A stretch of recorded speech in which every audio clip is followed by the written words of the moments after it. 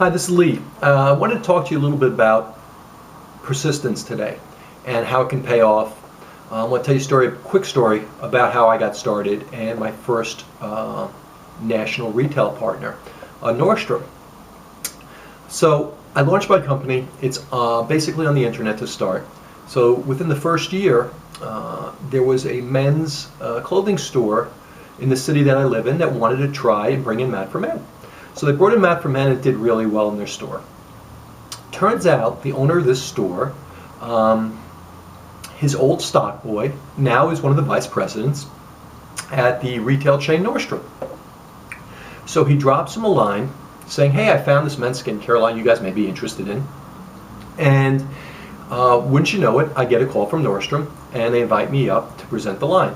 I present the line to Nordstrom, and at that time, I believe it was only 2 items. It was just a lotion and a shave gel, 2 simple items.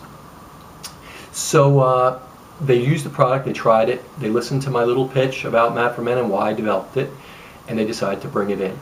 So the agreement was that I would have to train all the stores that I were in, what was going in with Mat for Men, which made sense. Either I would do it or somebody I worked with would do it.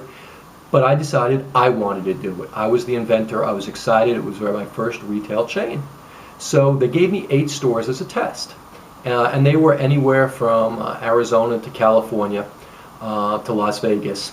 And I took 2 weeks of the month and I scheduled trainings in each and every store. And you know, their salespeople would sit around and I would let them know what the advantages of Mat for Men was. So anyway, I do this training, right?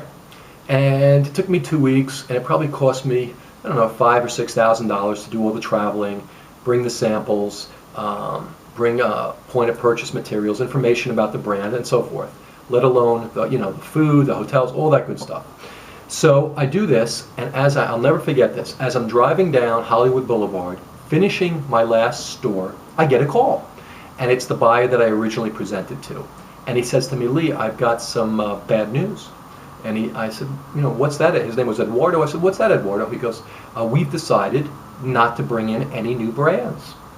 So you can imagine the look on my face. I mean, there was about a 30-second silence on the phone. And I, composed myself and I said, Eduardo, I just finished training all the stores that we agreed to. You gave me your commitment. This isn't acceptable. And he said, look, I wish I could help you, but that's my boss's decision. Well, needless to say, I said, I'd like to speak to your boss. Well, I spoke to the boss. I sent him an email. I spoke to him on the phone. And I told him, look, we've committed to our agreement. We trained all your stores. We've got everything together. We're ready to roll. And she was hemming and hawing about what they were going to do. And I said, you know what, this is ridiculous.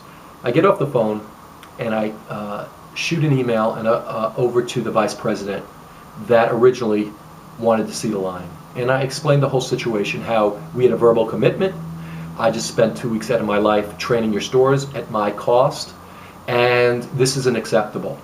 And after a couple weeks going back and forth, wouldn't you know, they agreed to live up to their agreement, their commitment, and they brought Mat for Men in. And they were the first national partner, which kind of put me on the map, and it really helped get other retail distribution. The point of this story is you got to be persistent.